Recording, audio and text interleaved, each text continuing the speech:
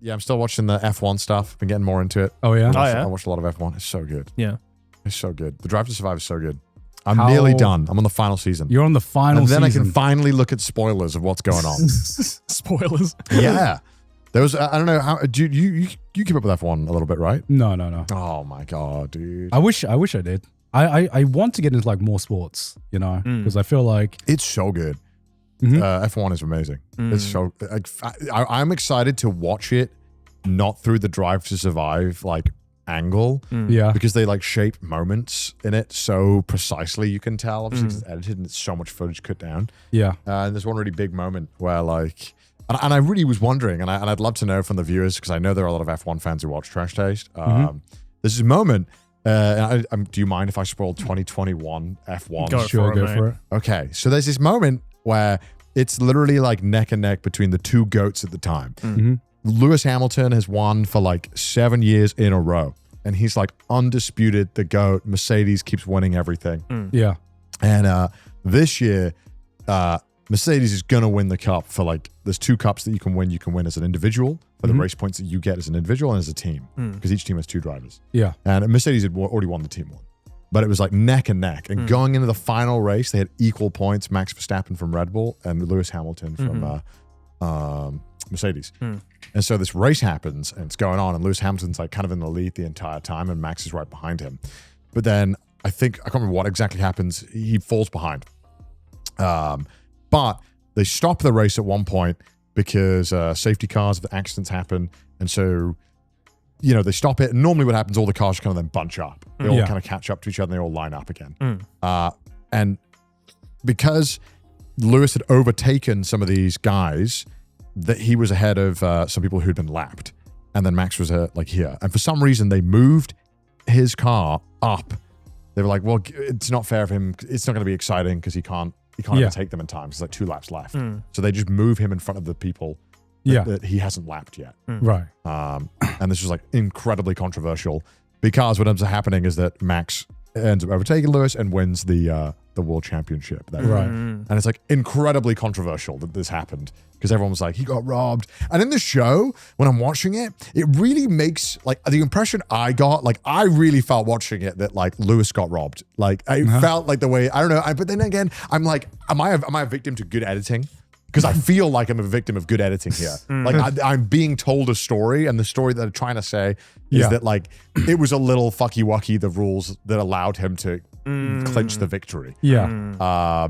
And I'm just watching this, and I'm like, I want to watch it live so that I can make my own interpretation of just watching a race and just seeing what happens. Because I'm watching this thing, and I really feel like I'm being fed something. Yeah. And I don't know, but it's like this is the day, and this is like now.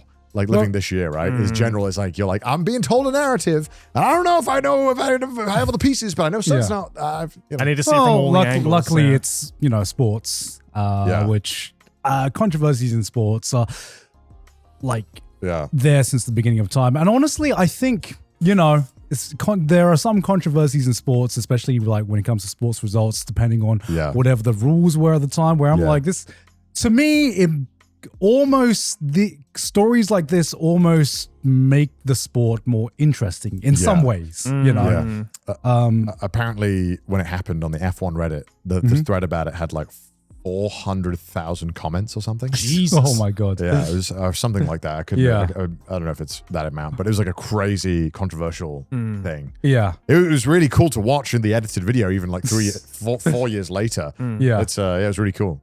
But yeah, I agree. I think controversy, and they fully lead into that. I mean, this TV show is just reality TV. But they have like unrestricted, like it's so mind blowing to me how much money is in this sport. But then also, like, they'll be like firing guys on the show. Like they'll fire their driver, and they'll have audio of this meeting.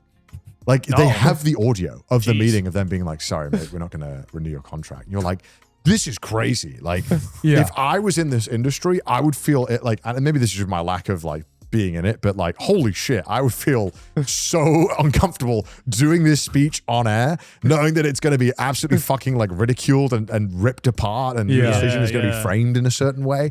They have so much access. It's crazy. Like every moment is filmed or recorded. In like some way, somehow they'll and they'll have calls between And I like one of the teams, they constantly have audio of the guy who runs the team, the guy who owns the team. Yeah. And there's always moments where it's the Haas team, so anyone watching. He calls like the guy who owns it, Gene Haas. He's like, sorry, Gene, today didn't go so great, but next time we'll do it. I think maybe we need a driver change. All this audio is captured. Yeah. Like this phone calls, and I'm like, this is crazy. Like, is this not supposed to be a private phone call? Or? Yeah, I feel like the amount of access we have is like incredible. It's really cool, and that's why I think one of the reasons why the show has been so popular and has gotten so many people into F1, me included. And I really want to go and watch F1 now and watch the races live. Yeah, but like, I've never seen like this level of access in any other sport, like football, right? Like you always see these press conferences, but we never get to see the behind the doors decisions, like behind the scenes. Yeah. I mean, it's crazy. I think it's really, I think shit like this is really interesting, because like in terms of football, there was there are some teams, there are some periods where I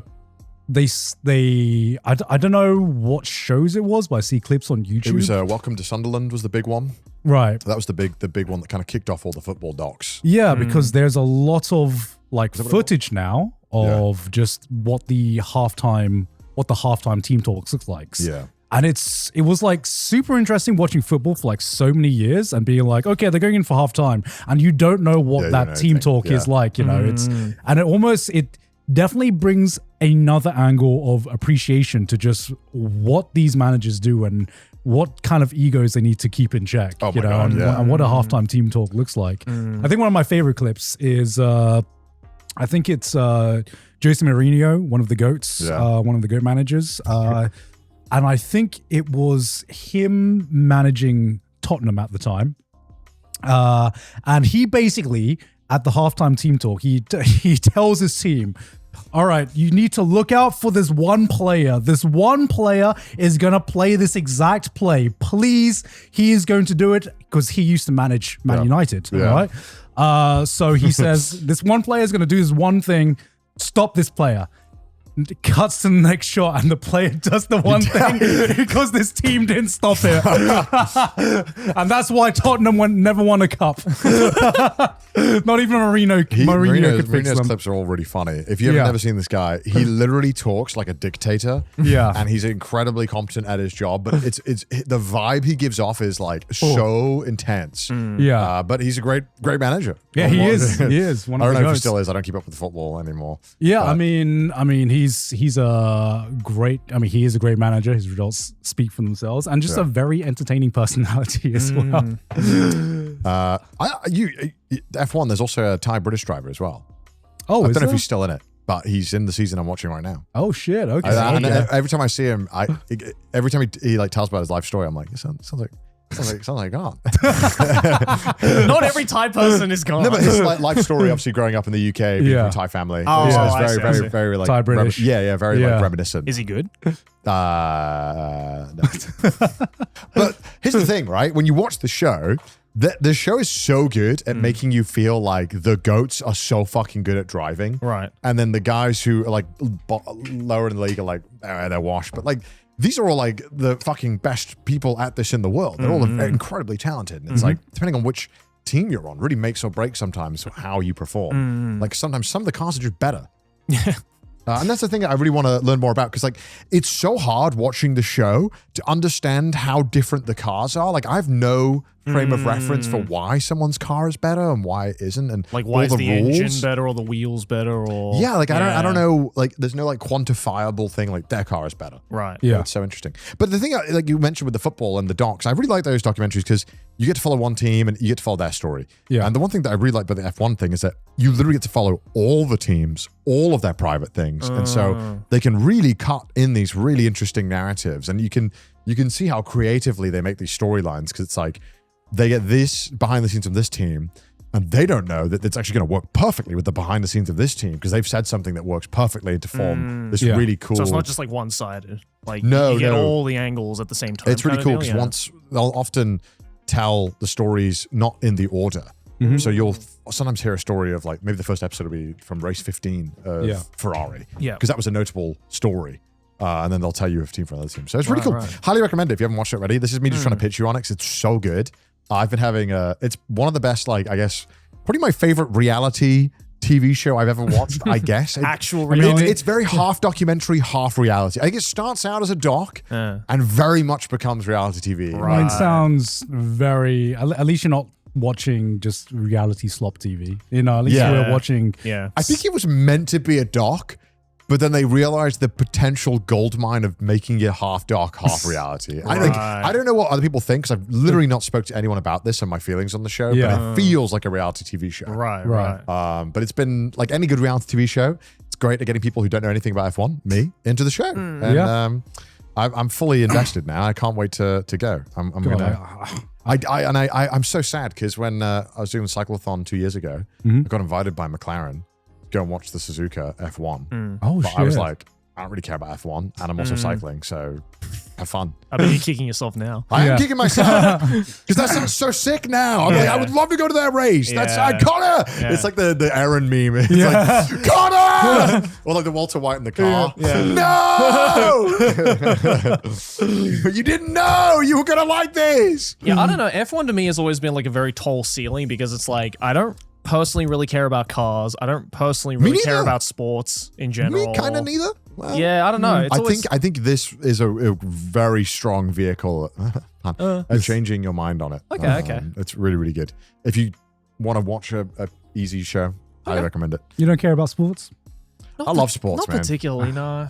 I mean, like, I didn't really grow up. I mean, I did a couple of sports growing up, but like our household wasn't really like a sports household necessarily. I mean, like, my dad would watch like the cricket. I think to enjoy sports is to enjoy stories. And that's what it is. It's just stories. That is it. Right. And having a team to support as well, I think, brings a lot. Yeah, I guess so. Just because you have that like emotional investment as well. And you know, you can watch as a spectator, but a lot of the times if you watch as a spectator, you, number one, need to know enough to appreciate the storylines behind it. And number two, maybe need to know a bit more of like the technicalities of like how the sport goes. If you just have the team to support, you can be like, yo, my team won. Go them. Go them.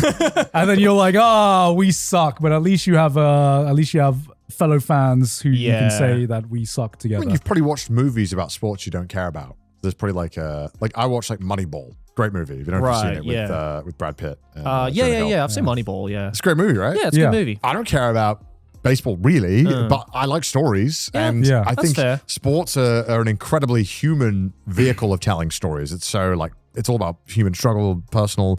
There's no fantasy element to it. It's like, can the human, can they overcome the odds and do the thing? Yeah. And Moneyball's like a cool thing of like something I think everyone loves to see. No, don't get me wrong. Like, I love the human storytelling aspect of sports. Like, the whole reason why I like Slam Dunk is one of my favorite manga of all time. Right? Like, that's as fucking human as it gets. But like, the reason why I liked things like Slam Dunk was because I also liked basketball at the time. Yeah. Like quite a lot. So like, for me, it's like, it's not so much about like getting into the sport because of the medium. It's the other way around for me. It's like, I like the sport, therefore I'm into the medium that's about the sport. I started fucking with horse racing after Uma Musume. Because I thought it was actually legitimately, it's kind of cool.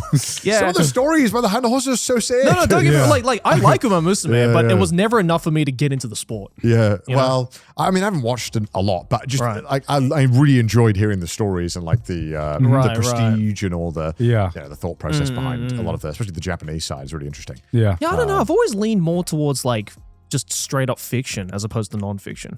I don't know why. Fair enough. Yeah. Maybe you're not. Just a me thing. You don't enjoy the real world. Maybe. I don't know. I'm bored with this reality. I feel that.